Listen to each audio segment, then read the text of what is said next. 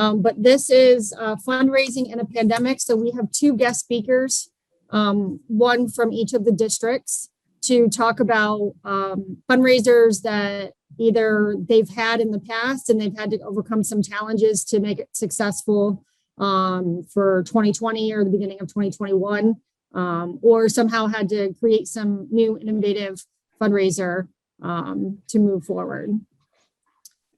So my name is Randy Sabaski, and I'm with the Rotary Club of Rockville, Connecticut. I will be one of your moderators today. The other moderator is Charlie Murphy, and I'll let him introduce himself. Hi, I'm Charlie Murphy from District 7950, the Rotary Club of Fairhaven, and happy to be a part of this. Awesome.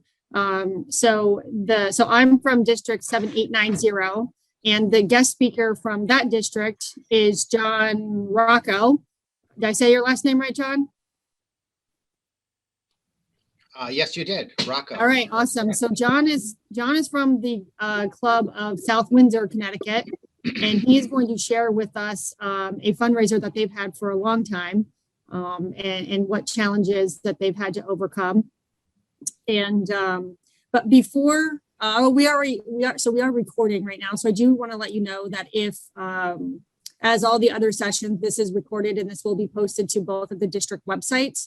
If for whatever the reason you would like not to be recorded, please turn off your camera. But I will let John take it away, and he'll kind of talk a little bit about the fundraiser that South Windsor has had in the past, and you know, just the challenges and you know, how they overcame those, and whether the fundraiser was a success or not. Okay, thank you, Randy.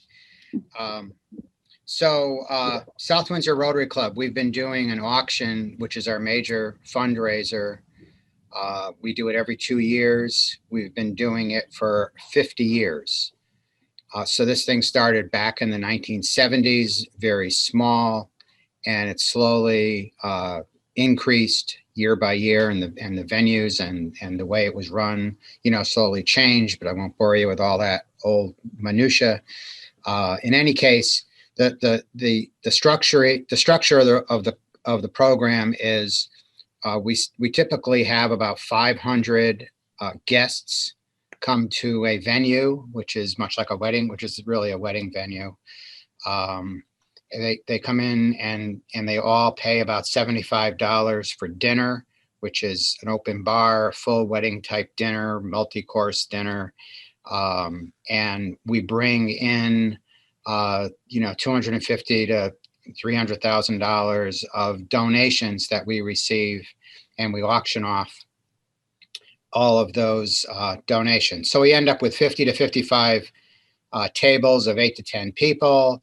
And the auction items range from gift certificates, like restaurant gift certificates, could be certificates to a ball game, could be a concert. And then we have larger items like, you know, might have a bathroom vanity that one of our tradespeople, you know, didn't install or whatever, or is donating it.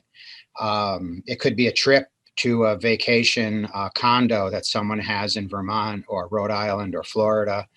Could be items, the price of the items range from something like $50 to $6,000–7,000. And I've been in the club for 20 years, and that auction has grown from, I think it was a little under $100,000 when I first joined the club. And our last net, not including this past auction, the pandemic auction, the last net was about $175,000 after expenses. So it's been a very, very successful auction. And, you know, we're not a stranger to adversity. We had a venue here in East Windsor, which is right next to South Windsor, very close to our homes. And that folded maybe 5 auctions ago. And we were forced to go up to Agawam, Mass. And so in other words, we had to get our following to actually leave the state and go up to Agawam. And we thought that would be tough. but it wasn't. Everybody went to Agawam, and we did it at Chez Joseph up there, and it was very successful. Then we ended up going to an electronic venue where we did all the bidding on a cell phone. So we hired a company out of New York, or they're out of everywhere. I don't even know where they're out of, but they're we hired this company called GiveSmart. It used to be called 501 Auctions.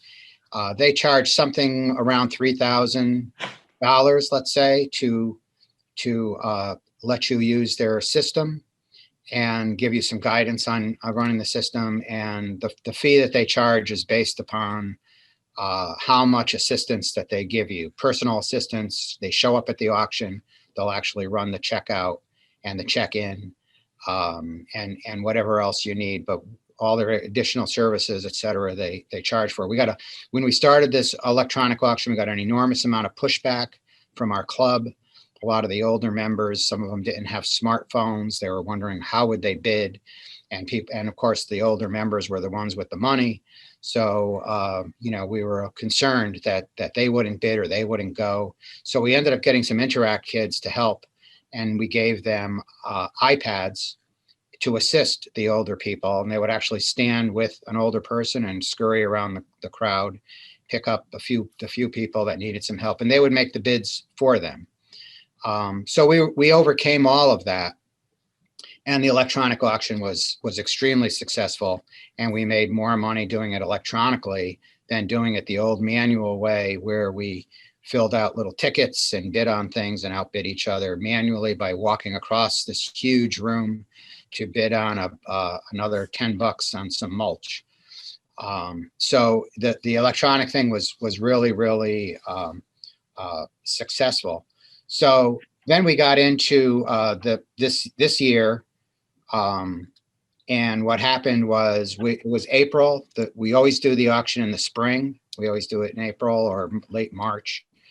And we went up to Chez Joseph in April to discuss the menu, and they were ready to go. They wanted to do it. They said, look, we're going to wear gloves and masks, and we're not going to put salt and pepper on the table, so nobody will touch that.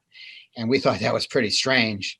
But thank God the state shut everything down, and we were relieved, actually, that we didn't have to do this, because we really didn't, as the pandemic was closing in on us very rapidly, we didn't believe, as a committee, a small committee that we had that runs this, we didn't believe that people would show up. We'd be lucky to get 100 people there. So we canned it. We killed the whole thing, and we decided, well, maybe we'll do it in October. Well, as the summer progressed, we thought things would get better, but we started to realize toward the end of the summer that that wasn't going to happen. So we started to figure out, what we could possibly do, and we started considering doing an fully electronic auction. So we found another venue here in town, which these are people that we know. Unfortunately, the place is called Meneely's. Some of you may have heard of it. They do weddings and everything here in South Windsor. And unfortunately, Meneely's is too small for a normal auction to seat 500 people and house the items that we have.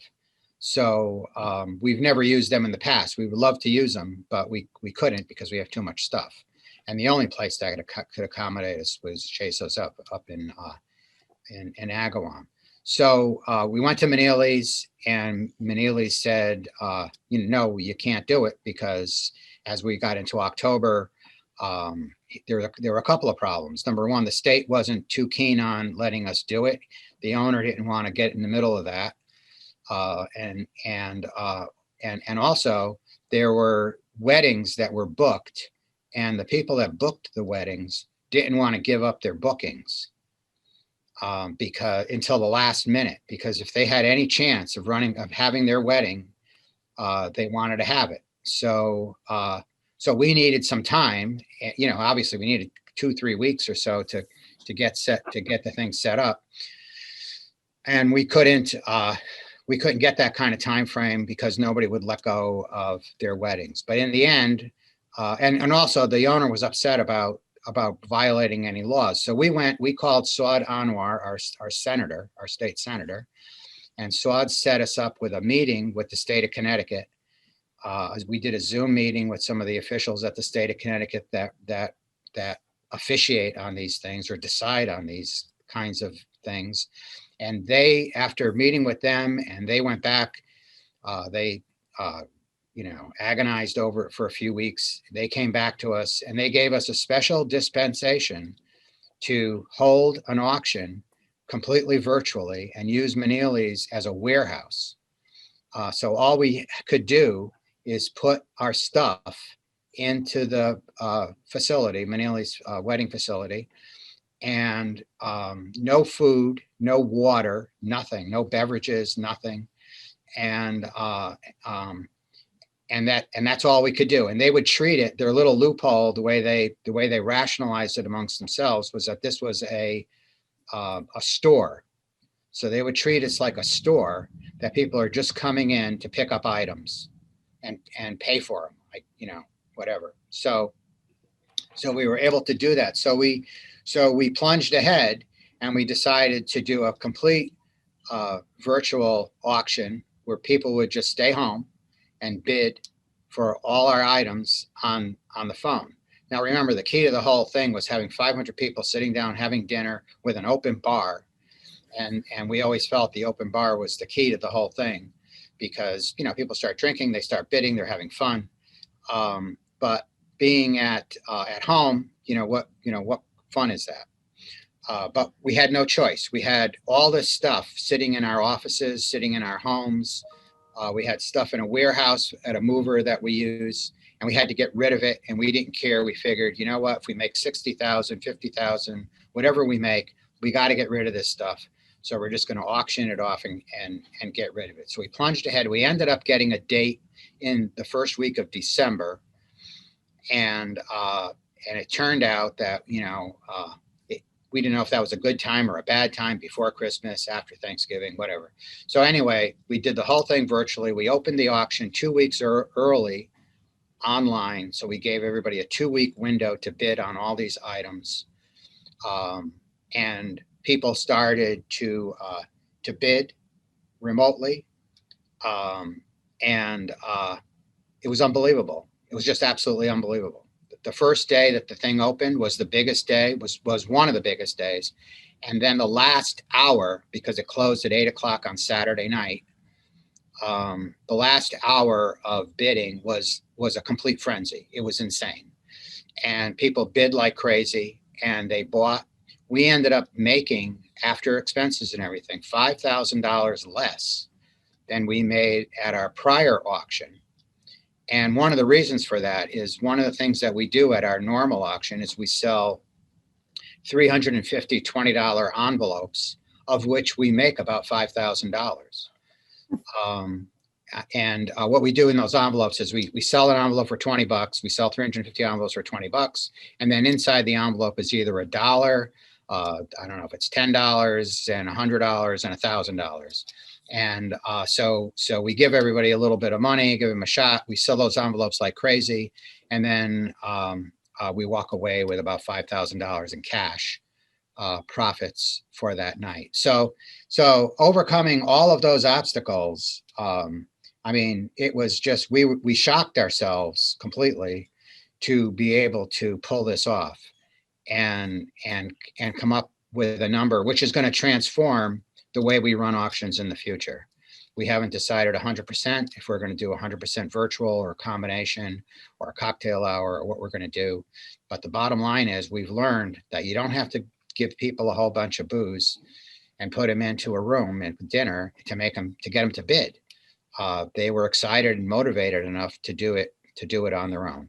Understand that our club has a tremendous track record in town. We've built a couple of beautiful pavilions in town with full restaurant facilities in these pavilions. We've remodeled the pavilions. Our last auction, we built a class, crazy as it sounds, we built a restroom, so, we've supported the ball fields. We support a lot of programs. So we have a great following in town. So that's it. That's our success story. we get there 7 o'clock in the morning, set the thing up. We run the auction at 6 o'clock at night. The next morning, everybody came in. The bids were all done. People paid electronically on their phone. There was no problem with payment. There was no problem with picking up. By noon on Sunday, the place was empty and cleaned, and it was awesome. So that's it. Any questions or anything, let me know. Thank you so much for sharing. If anybody does have any questions, please feel free to put them in the chat, and we can address any of the questions. There is one question in there. What auction company did you use? I don't know if you use an auction company. Yes, we use an auction company. It's called Give Smart, GIVESMART, and that used to be 501 Auctions. And they merged with 3 or 4 auction companies merged together to under the umbrella of GiveSmart. By the way, we did write and submit an article to the district. I didn't see it in the last bulletin. Maybe it'll filter out. But we did submit an article and a photograph to the district newsletter. Awesome. If you want to forward that to me, I can make sure that we get it in the next district newsletter for sure. Okay. Yeah. When was that forwarded? You know what? I personally wrote the article, but I didn't submit it. John Marinelli submitted it, and he because he's a photographer and he put the photographs and all that together and sent it in. But I thought it was within time of the other one, but who knows? I know you get deluged with this stuff. So yeah, if we could, like Randy said, if we could get a copy of it, we'll get into our next newsletter. Okay. I'll make sure we'll take one last question because I know that we do have another presenter and we want to give that person enough time as well. So 2 questions here real quick. What was your final revenue? And then how many items were auctioned? So if we can answer those 2, and then we'll move on to the next presenter. Yeah. The total, I think the gross revenue was around 190 or so, and the net revenue after expenses was 170. The number of items, we typically do about 800 to 1,000 items. And I think we lost a lot of items because they were dated, like ball games in August and stuff. Some of that we lost because they were dated items, but so this was probably the smallest number, but it was still around 800 items that we ended up auctioning.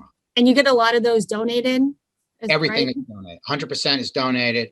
And an important thing to understand if you try to do this stuff, which is not easy, it takes a long time, but is the venue pays for itself. In other words, the people pay for the dinner and the bar or whatever it is that you're offering, and all the items are profit. So all the items are donated. And then we have John Deere tractors, we have furnaces, we have crazy things. But all the items are donated. So whatever we make, we don't care. We don't put minimum bids on anything. Whatever we walk away with that we sell, we keep. Awesome. Perfect. John, thank you so much for taking your portion of your Saturday and sharing with us. And I will turn it over to Charlie so he can introduce his guest. Okay. Thank you, Randy. Thank you, John, for that good presentation. And I'd like to introduce Patty Pasella from the Rotary Club of Fairhaven to talk about her small but mighty fundraiser during a pandemic. Patty? Hi, everybody. This is Patty Pasella, and I've been with Rotary for a few years now as president of the Fairhaven Rotary Club for the last 3 years. So 2 years ago, we started a calendar in December, and it was, you set up from December 1st to December 31st, different items that we got donated from the community. So that was in 2019. Anything from gift cards to gift baskets. So it was really a community-wide event. And the price that we charged on each calendar was $10. And then every day we would pick a winner out of the basket. So a lot of people would buy 1 to 2 to 3 calendars, use them as maybe Christmas gifts, good stocking stuffers, because we would start to sell them in October and into November. But then you do want all the names in by the end of November. So December 1st, you're ready to pick out a name. And It was very successful. We updated our Facebook page with the winners, so it went really, really well the first year. So then last year, because that was our main fundraiser for our scholarship fund, last year we had to kind of rethink it because of the pandemic. We didn't want to have our community overextend if they weren't even perhaps open for business. So we decided to go with a good old cash fundraiser. And we decided that you have to work in the money that you're going to give daily into your budget of how many calendars you want to sell. And everyone likes money, right?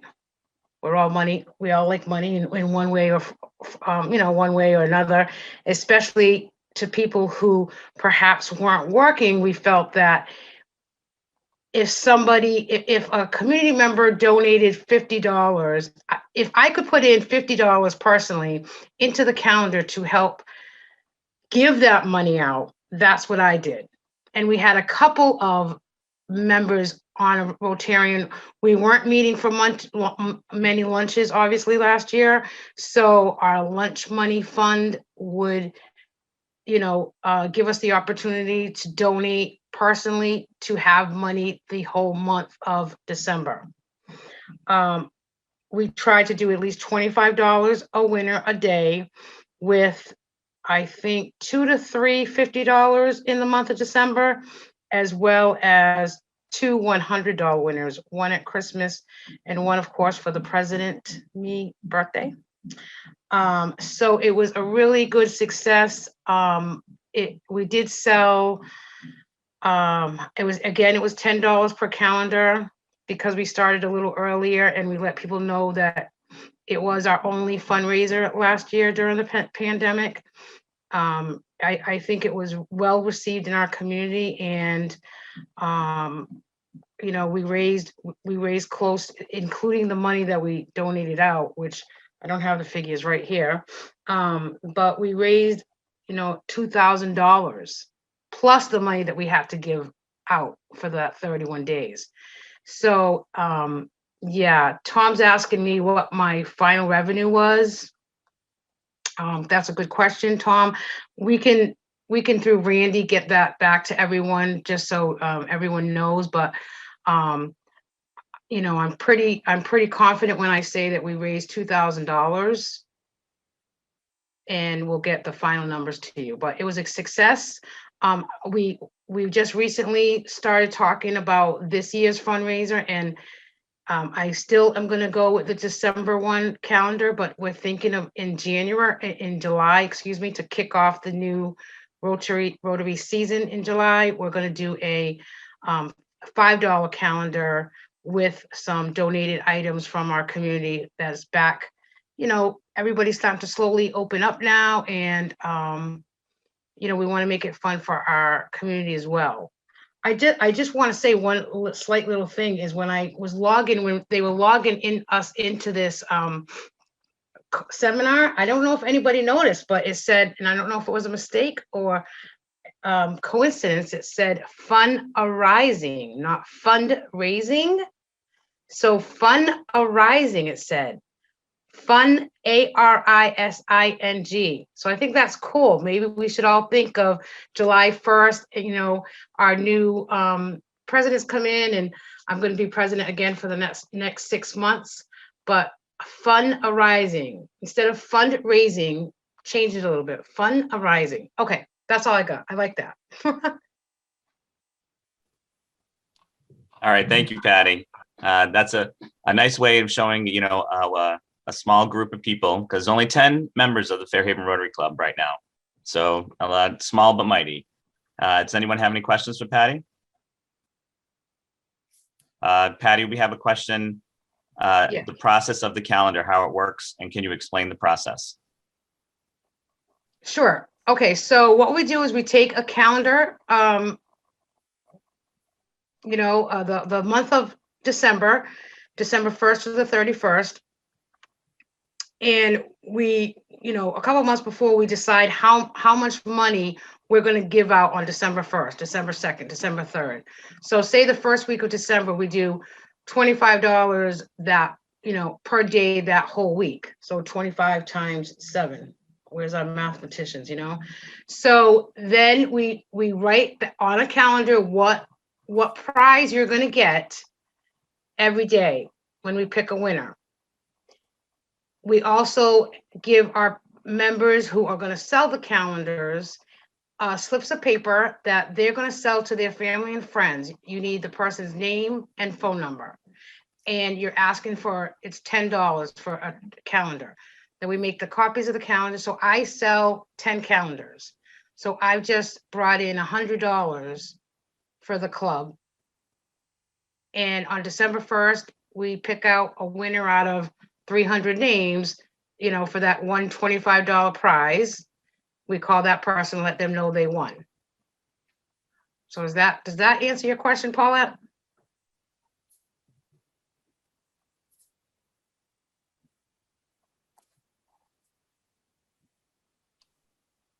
Okay, great.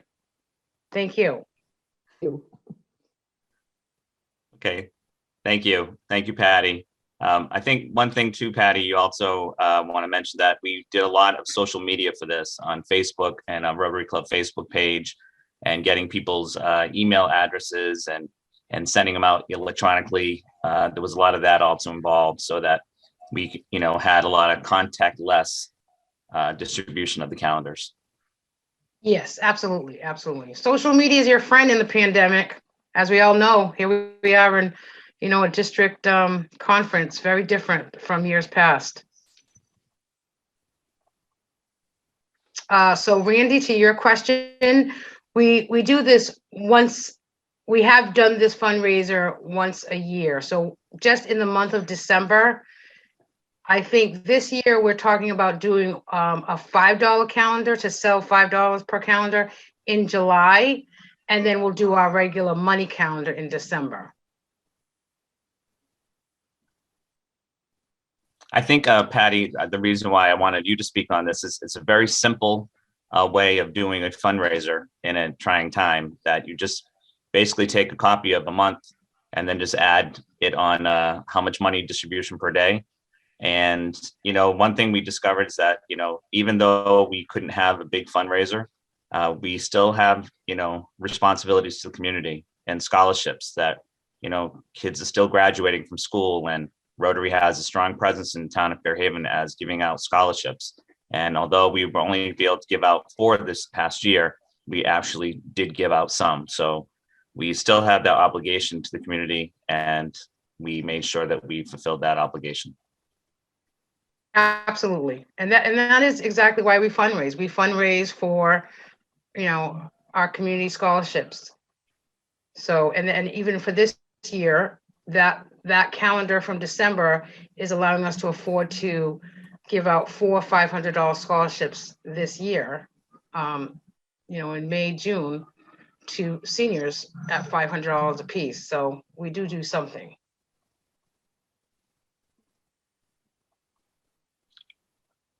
Patty, there's another question. Are you selling calendars every day in December? Nope. So we sell the calendars in October and November, because we want to make sure everyone who wants to participate in the calendar fundraiser, their name is in that bucket when we start drawing December 1st. And if they do win, we do put their name, even if they only bought one calendar, which is $10, we do put their name back in the bucket. So some people, there's 31 days in December. Some people have won more than one time in December. And it, the year before with the different prizes, that was, people love that. But with money, people love to win more than once. It's just random picks. So I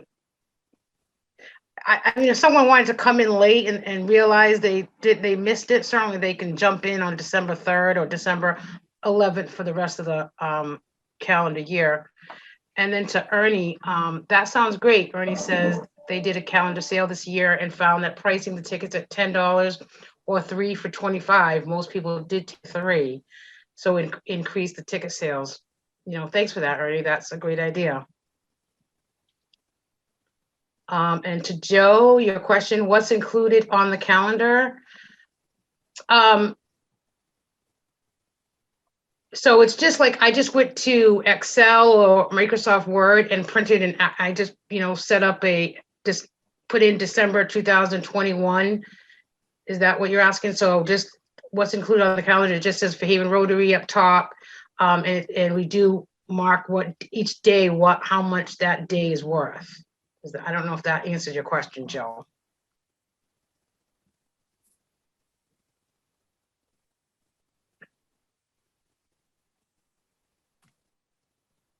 So it's all money, is that right? What you Yes, give- Everything is money. So it's the prizes are all money, and they're listed on each day, how much money is going to be given. Is that correct? Is that what I'm yes, understanding? Okay. yes, that's correct. Yes, yep. Okay, and it's a different amount on every day. Is that correct? Yes, yes. Okay. So it really depends how much you collect, how much you want to put toward the calendar. You almost have to fundraise a little bit more money. We have 10 members. I mean, some people, 10 members, 10 Rotarians. So we say that the minimum they have to sell is 10, which is $100 per person. But some of us, know a lot more people, or, higher commitment. So between me and 2 others, we sold 300 calendars. So right there was, 900.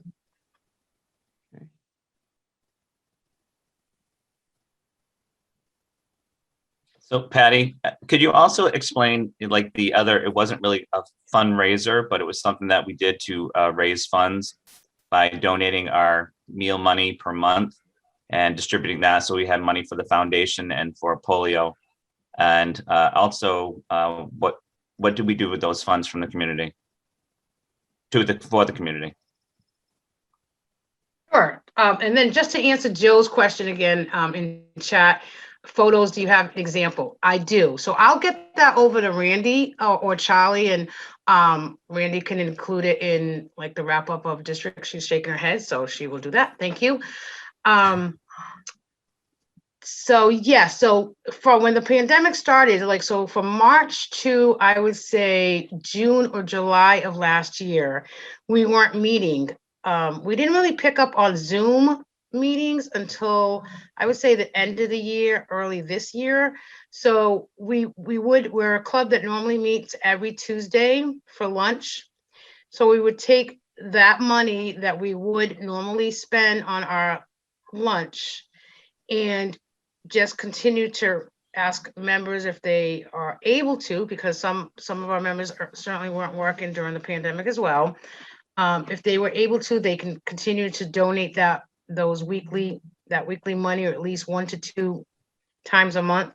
And we would use that money to buy our certain community, I don't want to say certain, but community members who are still working, like the fire departments, the police department, the community nurse program. And we buy and send lunch for them, once every few weeks. So we did that quite a number of times through the whole, the height of the pandemic last spring and summer.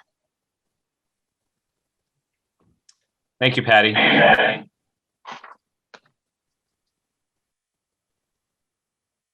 So in your package too, we included the 10 100-day event promotion schedule, and it's just a handout that I received from Michael Angelo Caruso. And if you look him up, his webpage is on there too. He has a lot of great ideas that he shares with Rotarians on marketing, getting the word out, and fundraising. So it's just another way to have another outlet via Rotary International. I just want to let everyone know that handout is in the program. So if you go back to your program and just click on it, you can print it out or take a look at it. Thank you, Paulette, for reminding us. Maybe someone else. I don't know how much time we have. Yeah, so we have about 3.5 minutes left here. So if anybody has any other questions for Patty or John, or if anybody wants to share a fundraising Yeah. success story that they've had this year. Mark Glass. Yes, thanks, Randy. Our club, we did a fundraiser, and actually today's the last day of the fundraiser. And what we did was we worked with Event Groove, selling raffle tickets. It's all computerized. It doesn't cost us anything. Our district started it in each club in the district, piggybacked and opened up their own Event Groove platform so they could have a fundraiser. So our fundraiser is selling raffle tickets. We sold raffle tickets. Our goal was to reach $10,000. Usually we make $25,000 because we go out and around and sell tickets, things like that. So right now, like I said, our goal was $10,000. As of right now, we've raised $12,295 on this Event Groove. It did not cost us anything. What it costs is, it does cost a little bit. A percentage of what people give gets back to Event Groove. But this was a district-wide program, Event Groove. I don't know if District 7950 is doing anything with that, but hopefully the pandemic is almost over, and we could get rid of that and go back to our normal fundraising and things. But we use Event Groove for fundraising. Mark, it seems to me last night we had the trivia night, and that was really a Yes. lot of fun. And I'm not a trivia person. I didn't think I would enjoy it, but I thought it was really great. But do I recall you saying that you used that trivia night as a fundraiser, or that type of trivia night as a fundraiser also? Did you say that? No, we never use that. I mean, you could use it as a fundraiser. People could buy into it, but By we've never charging used people it. to attend? Yeah. But- yeah. Charging people to attend and signing in, but we've never used it as a fundraiser. I think Kathy? Kathy has a question. Well, I was just going to add that Barnstable Sunrise Club, which is Billy Roberts' club, has done that trivia fundraiser for a number of years. It didn't happen this year, but they charge admission and they get a lot of donated gifts. So there's, you buy a balloon for so much money and you get a prize inside, and it really very fun evening. I'm not sure how much they raised with it.